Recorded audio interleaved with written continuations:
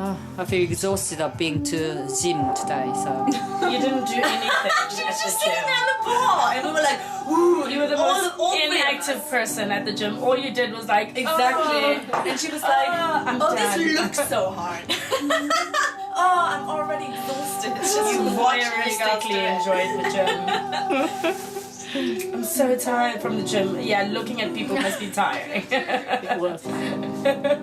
I'm recording a whole show, so no swearing, no Edit that out. no dancing, no kissing, nothing. When have we ever Making out. kissed?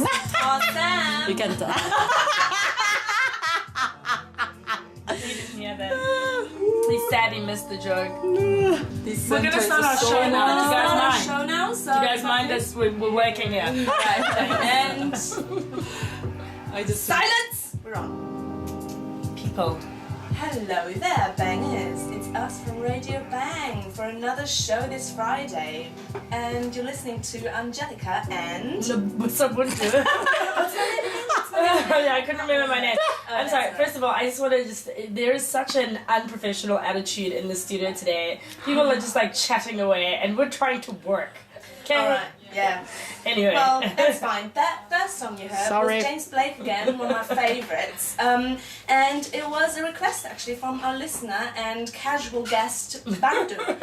So if you have a wish for a song, please tweet us or go on Facebook and we'll definitely play it, unless it's terrible music. Then we're not gonna- Because then we definitely won't play it. Exactly. But yeah, welcome back. Thank you to H-Mart, to the New Malden Sports Club. To get that out of the way. Yeah. Actually, we went to the New Malton Sports Club today. for That's a actually little why I brought it up, introduction. not because I wanted to get it out of the way. We love our sponsors. We love them, and we also love the sports club because we are. I mean, if you watch the videos, you know that we're very fit, like physically fit. What is that? Excuse me? Is that laughter? Is that laughter in It the is studio laughter. when I said we're physically fit? Yeah. The layers of wine and chocolate. Fat. We have loads of muscles. No, but actually we went to the club for a little induction with a lovely Lydia. Her name was. No, her name was Livia. Livia. I'm sorry. I thought it was Lydia. Livia. Shows how much lady. attention you were paying. No, see, I was looking at her muscles and her perfectly Yes. toned body. You were because just I was scared she'd knock you out. What do I do? Yeah, Livia is a personal trainer there, and she's so sweet, and she's a lovely Slovakian ambassador. So thank you to Livia for an amazing induction into the New Malden Sports Club. If you And for guys, not laughing at us for being so wimpy, like she Yeah. put no weight on it, and we're already crying. Like, this is so heavy. that's the story of my life. But if you guys are looking for a place where you can go work out with familiar faces, really warm people, and have a lovely family atmosphere, the New Malden Sports Club is the place to go to. And we're not just saying that because they're our sponsors. We actually feel so comfortable and supported to be the weaklings that we are.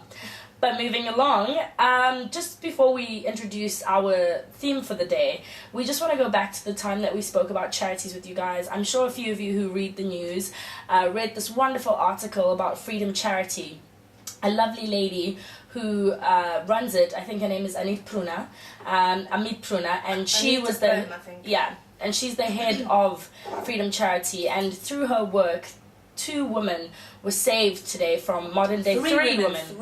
Three women were saved worse. from modern day Oh, good. enslavement in Britain, living in Lambeth, and this just brought me back to think about the situation that happened in Cleveland in America not so long ago, where Amanda Berry and another young girl were freed from 3 brothers who'd done the same. And Austria as well with the man Fritzl, I think. Yeah, so modern day enslavement, they're calling it trafficking now, but it is basically a version of slavery, and we just want to say this is when charities really work out, because had they not seen Freedom Charities work on the television, they would have not gotten in touch with them and seek their assistance to now be free.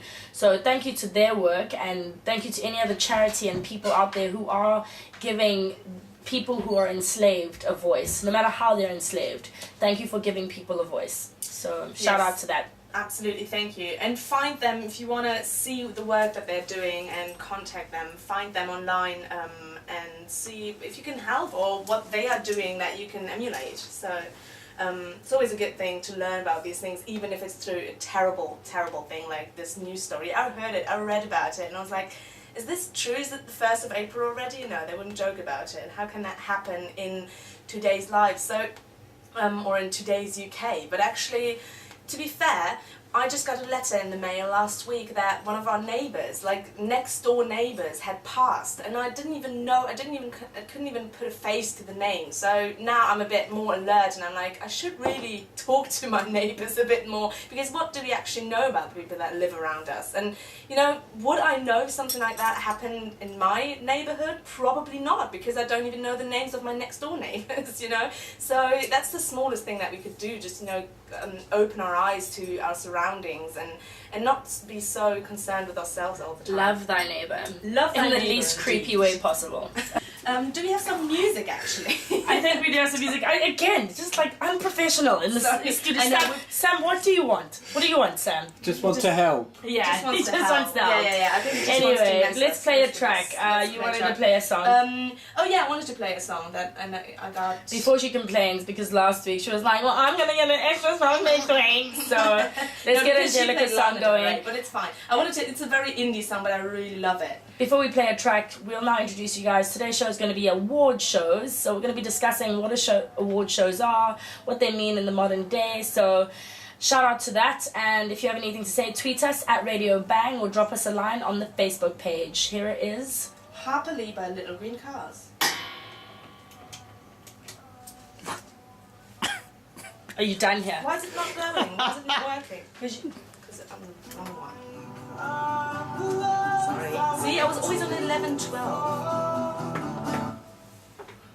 Are you happy now? Get you in line with Yeah, the knowledge. yeah.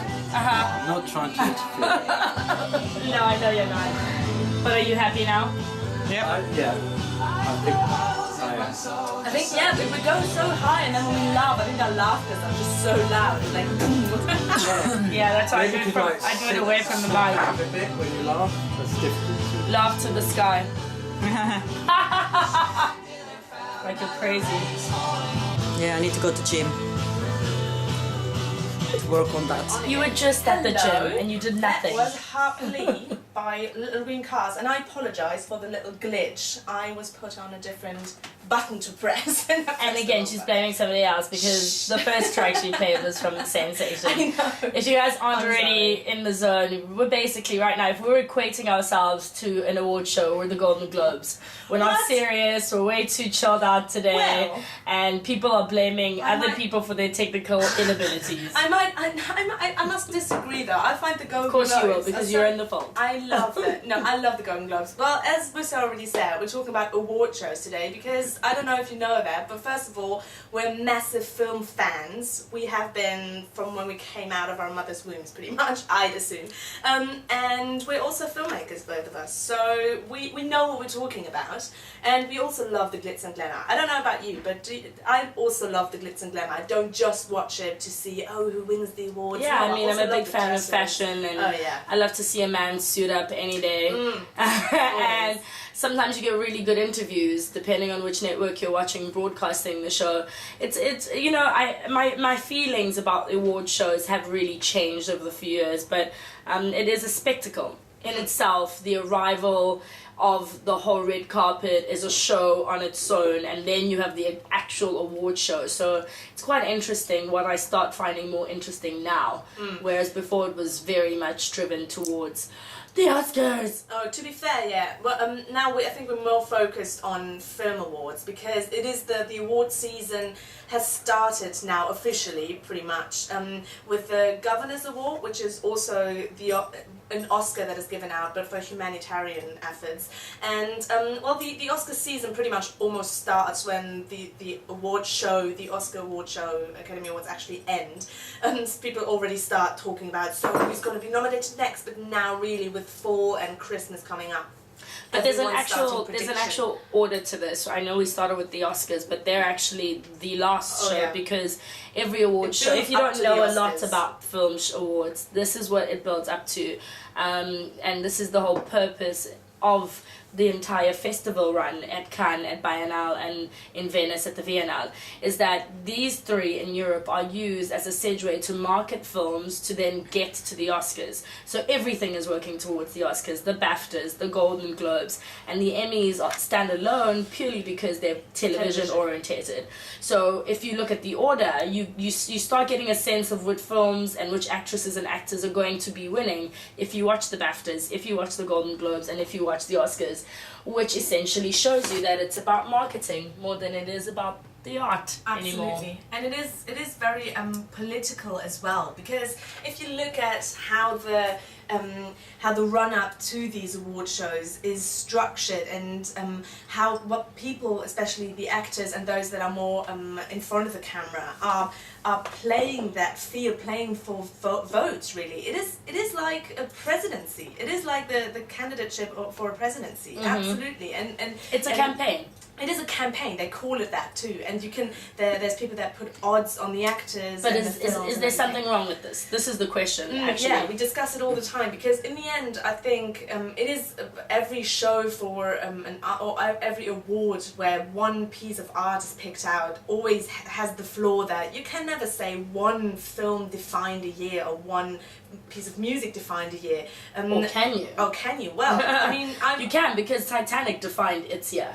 Oh yes, but that's the thing. Actually, that's Do you remember any other film? That's the thing. That is the big discussion, because never since Titanic did a film that actually defined the year. And I agree. I was a massive Titanic fan. I still love that film. It was so massive after that the song defined that's the year. true. And after that, and it defined the career of Celine two Dion, people. yeah. No, Celine Dion, Leonardo DiCaprio, even James Cameron And Kate Winslet. Winslet, all these people. But the thing is, and people like pundits and all these Hollywood Reporter and all these important people in Hollywood, they talk about it all the time, that now the Oscars, they don't recognize these works that actually define a year. For instance, Inception. I don't know if you saw that film. Came out in 2010, 11? Yeah, 2010. And that was a massive film. It was an action blockbuster. It made the money back, the massive amounts of money it cost to make and market. As is cases with Christopher Nolan's work. Yes, we're Nolan fangirls here at Radio Bang. But it was nominated in like small categories, but it wasn't nominated in the big ones. And it was an original script, which is very rare in these days, especially with the big budget ones. And it was because of Batman that Nolan actually got the money for that film, which he had started writing like 10 years ago. Yeah. And people were discussing, because by craft, and this is what the Oscars are about too, by craft, it was an excellent piece of filmmaking. Why was it not nominated for the big awards? Why didn't it win? Because it pretty much was one of the biggest films to come out of that year, not just by money it made, but by arts, like by the craft of what it achieved. Well, I think the question comes back to, what are these award shows about? And so if you can tweet us, and if you can Facebook us, what do you think award shows are about? And if you take it back very much to rudimental understanding of award shows, you're sitting there at school and you're waiting to hear who got the highest mark. That is basically what these things are. It's about who sucked up to the teacher the most throughout the year. Even if you got the highest mark in the classroom, are you going to get miscongeniality because you were more focused on your work than you were on trying to be everyone else's friend in the classroom? And it really does go back to that sandbox mentality as children. And we carry it on into our life, where it is about what you're wearing. The most popular girls are celebrated for having the highest fashion. On the red carpet, it's the same thing. There's one celebrity who's going to be applauded for what they wore that year. So tweet us at Radio Bang and Facebook. Tell us what you think award shows about. Do you think you could equate them to something else in your life that carries the same sort of duplicity when it comes to marketing, politics versus creativity and art? So while you marinate in those thoughts, I'm going to play you a song by Pharrell. Yay. It's called Happy. It's from the soundtrack of Despicable Me 2. Now what Pharrell has done with this track is he's created a very innovative manner of presenting a music video. I don't know how good it's going to be, but it's an interactive 24-hour video. I didn't say 24 minutes, 24 hours. You can turn the song on at 3 p.m. and it'll play until the very next day, 3 p.m. So here it is. It's Pharrell's Happy. And if you guys want to see the video, just go on and Google Pharrell Happy 24-hour video, or we'll put the link on Facebook and on our Twitter. Enjoy!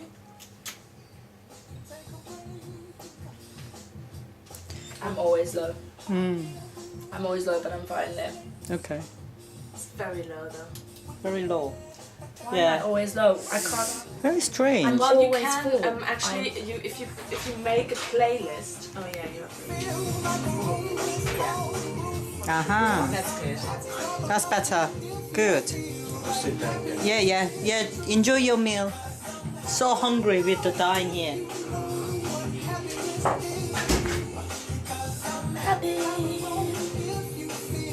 Mmm. I love Pharrell. You should talk about that. He works with Hans Zimmer. Yeah, that was the reason I chose it. Because the Oscars are what put him out there. Oh, okay. Well, the Oscars were not what put them out there, was they? Not as a Their musician, but collaboration. to start doing soundtracks for films. Oh, yeah. Definitely. Woohoo! I didn't know that song. I like that. I like haven't seen it. the film yet. It's too long. Is it? I was like trying to watch it and then 24 hours is a dedication. My God. Not that I'm not. I'm only Oh, this is long too. It's okay. It's alright. Okay. It isn't The Incredibles or like Finding Nemo. It's not Pixar. Oh God, Finding Nemo. Oh, it's not up. Oh my God, My I God. can't watch anymore. I'm in a puddle of tears for 2 days after that film. No, Well, really? I was in the cinema and we're like, and we're like, no, I'm not crying. And after 2 seconds, this is the saddest film you've ever seen. But sad in a good way. But sad in a good way. But Like also inspiring. Pixar, even the happy films. I watched Monsters University with my roommate. Oh, I watched and he that. was crying. Like, he was like, no, I'm not crying. And I haven't seen it. And I was like, I always get weak with Pixar. I always like a lump in my throat because they touch me at such a basic, kind, sweet level. But I think the thing is because the father writes for his son, he'll always do right. Like every film that he writes, he said in interviews, he'll run it by his children first. You mean John Lasseter, the head of? Yeah, the head of Yeah, he Pixar. has He will 5 run kids or every 4, I script through his. But like kids will be like, okay, what do you guys like about this? And if they say it's cool, then Oh, yeah. he'll go But with it. they're all in their 20s now.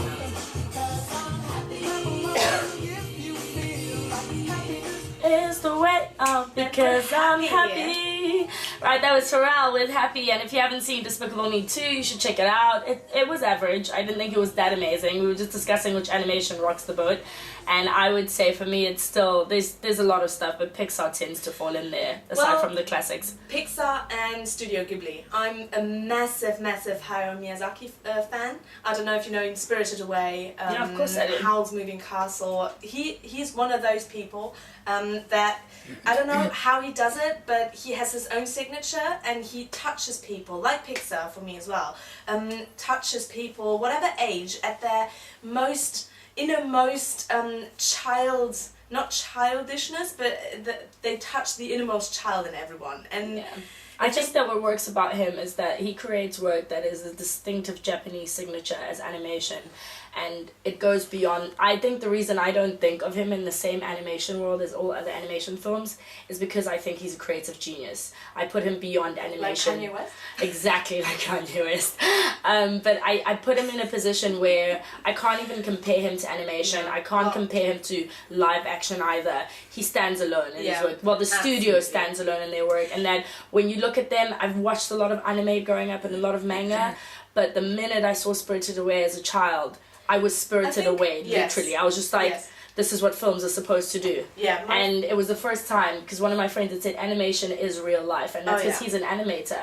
And I do live action, so I'd never understood what that meant until I saw that film. I was like, that is a world within itself. Oh yes, I think the great thing about and why especially Miyazaki, and I say that because I've seen other films of his Studio Ghibli, by other directors, and they're good, they're great even, but they never touched his master, his genius, as you said. He's creative genius. Because, and I think one of the reasons why he gels so well, one, because he just writes beautiful stories and tells beautiful stories that are a very good mixture between the Japanese sensibilities to And mysticism. Yeah, mysticism, but also because I think I read about him, but he was very fascinated with Europe and with art and from all the countries, but especially aircrafts as well. And his last film, which is a swan song, The Wind Rises, that hopefully comes out sometime in the UK, there's no date yet, and I need to see it on the big screen, is about an aircraft architect or builder. So he's very fascinated by that, and I think that's why he's internationally beloved, because he just understands both or all different cultures. He's a genius. He's a creative genius. Absolutely. That's why I say he stands alone in the ability to genuinely connect with people across the board and create something that you can't just box within that animation world. And I'm not saying you can do that with Pixar, because obviously Finding Nemo and Up are all really amazing animations, but for me it was a sensation of watching Spirited Away, where I really, for the first time, the boundaries were broken between live action and animation, and I was moved. And the way I was when I was younger and less educated with filmmaking, and I escaped. And I still feel that way about his work. Absolutely. And interestingly, Pixar actually looked to Ghibli. There's a wonderful featurette on one of the DVDs, I can't remember which one it was, I think it is Incredibles, where Miyazaki followed an invitation by John Lasseter, who's the head of the Pixar studios, to visit the Pixar studios. And they actually have the massive cat bust from one of the Miyazaki films in the lounge or in the entrance hall of the Pixar studios. And John Lasseter comes in, and Miyazaki is that tiny, fragile, oldish looking man, like super kind, typically Japanese in that regard. And he comes in, and John Lasseter, that big Hawaiian shirt wearing man, just jumps on him and gives him that massive bear hug. And you just have to watch that featurette because it's beautiful, and it shows both worlds colliding. It's wonderful. But clearly we're digressing, so let's go back to our award shows. Part of the reason I played Pharrell Happy is because Pharrell Williams, if you didn't know him previously from his work with hip-hop and music outside of hip-hop, has really stepped forward within the film industry, and that was because of an award show. A few years ago, he worked with Hans Zimmer.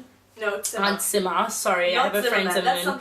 Hans Zimmer is a composer, and Hans Zimmer actually stands quite forward as a classically trained composer who has embraced the digital age of composition, unlike a lot of purists in that field. And he worked together with Pharrell to create a lot of amazing scores for the Oscar show. And since then, they've kept a very good relationship, to the point that now Pharrell works on soundtracks like Despicable Me 2. And this is something award shows can give to artists. This is something that award shows gives artists as a platform to expand their horizons. So I think that's definitely a platform, and I think that's something award shows can do. Because once you win an Oscar, there's certain things you can say no to. And now there are certain things that you can seek out as an actress, as a director. And as somebody who works within the industry, that is actually my drive now. It used to be, I think this is going to be my creative stamp of approval. I've let that illusion go. It's a completely business-driven ideology. If I were to win in Cannes and then go to the Oscars and win an Oscar there, I know that I would be getting promotions. Because that's what these award shows serve to me personally. I feel like each award show is a promotion until I'm at the Oscars. Absolutely. And I can be my own CEO. And also the thing is, especially because I think there are two routes to the Oscars and the Golden Globes before that. Because you have the big studios, you have the names, you have Scorsese or Spielberg, and you know these people, if they make a film, the Oscars will consider it. So they don't have to go to festivals like Toronto, Cannes, Berlin. But then you have the other route of filmmakers that don't have a name yet, and this is the route for them. This is the route, and this is why it's so great. You have this route, this market-driven route to awards, which you don't get money for it. But once you win an award, and it doesn't even have to be an Oscar, it can be at these festivals as well. Actually, I feel, just on that point, I think it's more at those places than the Oscars, because if you win in Cannes, or if you win in Biennale, or at the Biennale in Venice, it's not a given. You are given a door. Your door is opened into the Oscars, and that's purely because the Oscars get their accreditation, their creative accreditation, from the European continent. And if you read about these things and if you go and study them, you will see that what I'm saying isn't just an opinion, it's fact. A lot of the films that have been successful have always been films that do well in Cannes or Biennale or Biennale, and it's the same with the actors. And there'll be one, like, dark horse that comes out from the United States. But the United States, and it's been since the classical era actually in the United States and Hollywood, is that they needed to look to the European film market for their own creative accreditation. Well, but to be fair, I disagree there, because I think you're absolutely right that there's always someone coming out of the festival circuit, if you will, with the big festivals, as we said, Cannes, Not just one, I think several. There are several, but I think it's the two worlds colliding. As I said, the studio-driven films that already pretty much have some awards in their bags before they even start shooting because of the names involved. And then there's a couple of no names that come in and that have a shot at the big awards. But I think it's these two colliding, and it's not necessarily... Most of the films, I think, are promoted to be Oscar contenders, and they are put on the market at a certain time frame in the year, which is from October to December, which is like the eligible frame. There's a cut-off point until when it had to be screened in cinemas, and I think those are that make most of the awards, of the big awards, to be fair. And then there's a couple of films coming out, like a couple of years back, Winter's Bone, that pretty much put Jennifer Lawrence, last year's Best Actress winner, on the yeah, but market. they went to Toronto. Yes, no, this is one of those that came out of the festivals. That's why I agree that they do exist, but I think if you look at the last year's and the years before, the Best Picture nominees, they are mostly studio-backed with studio money, because as we talked about... no, but that was one of those that came out of it, but that was one of the films. Yeah, but... And they do come out, and there's always one or two or even 3 or 5 films that are in the big categories that compete, but I think it's still 3/4 are the studio-backed films, because it costs a lot of money, the campaigning that we talked about. They put in, I think, they have a budget, it's like 15 I'm not million disputing that these films are studio-orientated, most of them are, because it's money-driven. Out of the studios. Whether or not they come out of the studios send them to the festivals on the European continent for that accreditation. But some play out of competition. A lot of them play out of competition as well. Not most, but a lot of them. And if you look at, I think, Osage County, some of the films that are now handled as contenders this season, they didn't play the circus. They played at these festivals, but they didn't play the competitions, I'm pretty sure. Well, basically, the reality is that we can agree to disagree on the matter, but over the past few years, 80% of the people who have, 80% of the films that I have seen winning at the Oscars or being contenders in the Oscars have been at festivals. Tell us what you think. Let us know if you've watched and seen. And if you have a film that can dispute this manner, please let me know, because honestly, I don't know a film that's won at the Oscars in the past 10 years that has not done this. And that's purely because it's a business market. We will play some music now from last year's contender, actually. The Best Actress winner was from that film, and the song is called Ho Hey by Lumineers. Again, that was the Lumineers Ho Hey. I don't actually think it was in the film itself, Silver Lining Playbook it was called, but rather in the trailer. So I think the Lumineers kind of got their fame through that trailer. So that's another route for people to go. If you have a band, you should get yourself in an advert or a trailer. This is what I'm saying. It's a good platform to get your name and your music out there. Because we were just discussing, I think Busa and I, we're not disagreeing. Busabuntu, sorry, I already gave you a nickname there. Yeah. We're not disagreeing on that. I think just that there are two different routes, like but both routes get you accreditation. No, that's true. No, I don't disagree that if the studio has a film and says, oh wow, they have Julia Roberts and Meryl Streep, that's definitely Oscar bait, that's definitely a contender, let's send it to one of the festivals.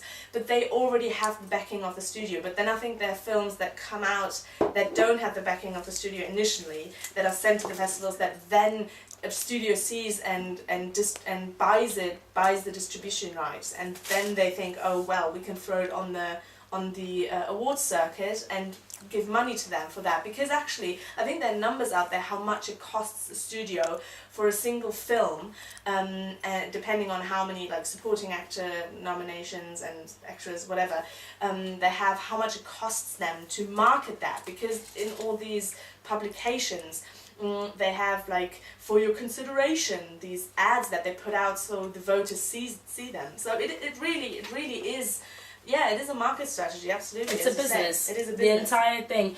The underlying process of award shows and festivals is business. And my point really was laying out the groundworks of the fact that when you look at the entire business, it's a step 1, step 2, step 3. And if you don't really know a lot about the film industry, to put it into corporate terms and terminology, is that if you start out as a sales assistant in a company or as an entry level, if you go to Cannes and you win, you have basically been promoted to a manager.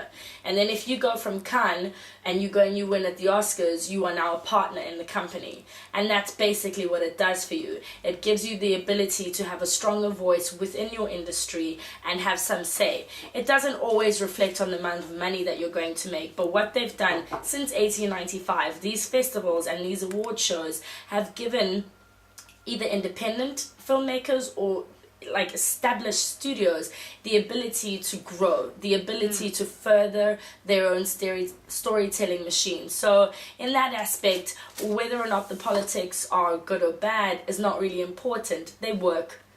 And that's my final opinion on award shows, is that they work. We watch them. We're talking about them. We have a show dedicated to them right now. Fashion people analyze what's being worn. It's still important. It's still a cultural interest, you know. It's relevant culturally to people who aren't even within the industry, because even if you're not in the industry, you're watching films. They're part of your life. They're something you do with your partner or your friends, and when you find out it's won an Oscar, if you didn't watch it before, you might want to watch it now.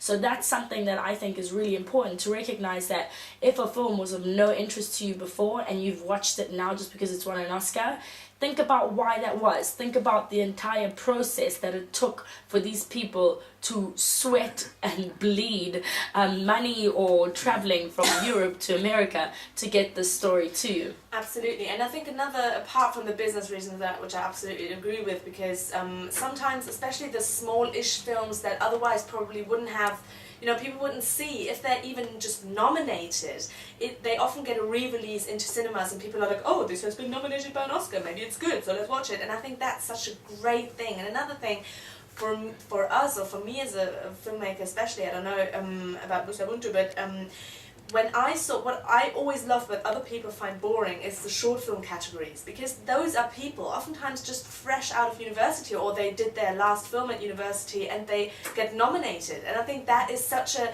great thing, because it kind of it bridges the gap between the big studios, the, you know, even people that somehow got the money to do it independently. You can make a great film with great visuals for small amounts of money now that get recognized at festivals, not just the Oscars but short film festivals, and that for so many people is a break into the industry. So I think it has to be, especially the Oscars as well, have to be applauded for still having that category when so many ask for it to be removed because it, you know, takes time in the broadcast or whatever. And another thing for award shows, I find with film it's so different than if you're a musician, you know, you go on stage and you have the hundreds or thousands of people cheering you. Whereas with film, you work for months and years on a film that then gets put out, and apart from the premiere that you hopefully put on for your friends, you never experience what people, the feelings that people have with your film. So, and the you know, momentum that you have, or impact that you have. And I think that's why these award shows, the Oscars more so than the Grammys or in other fields, are so important to so many people, because it creates little moments for these people that create moments for you in your life when you watch a film, that they can celebrate. So I think it's only fair. And I love the Give him a spectacle. chance. Alright, next up is Kate Nash's Pumpkin Soup Yay. song. Love this track. I've loved it for quite a while. Enjoy! Anyway, let's talk about Miyazaki. He Miyazaki. yeah, Miyazaki. I He love him. retired I know, it's his last film. because he hated what his government is doing. Yeah. That was the reason behind it. No, it's not. He is 75, so... No, but it's not. No, he said that he won't do Okay. any work because he wasn't happy with Oh that. wow, what Well, I won't go too much into detail, but you know, it's a shame. And that was our band of the month, Mayflies, again with their Train song. That song was actually recorded by Aurélie, the singer, and Dan, the guitar player, for a local creative youth project called York yolk, like egg yolk, and Yolk. it was put in place for young people to be able to record in a studio and engineer an album and support them in that way to learn how to do that. And we now have, because the last couple of weeks we played you bits of an interview that we did with them, and because they're very funny and sweet and silly people, there were lots of bits in that interview that we recorded that were quite funny, and we put them together in a little outtakes reel which we want to share with you. And next week we'll have the final song that they haven't launched anywhere else, exclusively on Radio Bang, that they've been willing to share with us. So if you're a Mayflies fan, go to Twitter at the Mayflies and at Radio Bang to find out exactly what's going to be happening with that track. So thank you to Mayflies for all that love that they've given us this month. We were so happy to support you and champion you. Listen out for next month's Band of the Month. It's going to be really exciting. It's going to be fresh out of Kingston, and you're going to love them. So you better be listening next week. I Want You from his album Finding Forever, and the video, if you haven't seen it, features Alicia Keys and a now rumored to be pregnant Kerry Washington. Very interesting. A lot of people think it's in reference to his breakup with Erykah Badu and their strong love. They were dating. Are you kidding? You didn't No, know I actually that? don't. I actually knew that. So. Oh, I was like, there's a music video, there's like an album. They both dedicated albums to one another. But anyway, so in closure, just taking it back to the basics, award shows may not be something that you're very familiar with, or the structure of Hollywood business, and what we were trying to do today is really show you that Hollywood and filmmaking in itself is a business, and I think it takes being on a film set or being within that business to recognize how much of it is actually business and how much of it is actually just lights and camera and glamour. And most of it is really business, because it's so much work and it's so much effort to get your story out to people. And most of it is very hard work. The glitz and glamour is just the tip of the iceberg. It's basically that tip is an award. And that's why they are there. It's for people to know that, you know, the time that you spend writing the story, producing it, filming it, traveling around the world, trying to get it to people. We acknowledge your efforts, and well done. Well done. Now move on. But if you have any, if you want to tell us about your favourite award show moment, for instance. Oh yeah, that's how we're going to close the show. We're going to tell you our favourite award moments. Oh wow, I have so many, but one of my favourites has to be from the Oscars, where Adrian Brody, winning his Best Actor Oscar for The Pianist, kissed Halle Berry. It was just brilliant. I loved that. And he's continued to now put like mouth spray in his mouth whenever he presents award. My favourite was Meryl Streep at the Emmys. She won for Angels in America, and just before her, Al Pacino had gone on, and he spoke endlessly, and they didn't count him off. They didn't stop playing music because he's Al Pacino, and he's also a man. And then Meryl Streep comes on, who, for me personally, is bigger than Al Pacino, because everybody loves Meryl Streep, men and women, Don't and be surprised everybody. if you find a horse's head in your bed.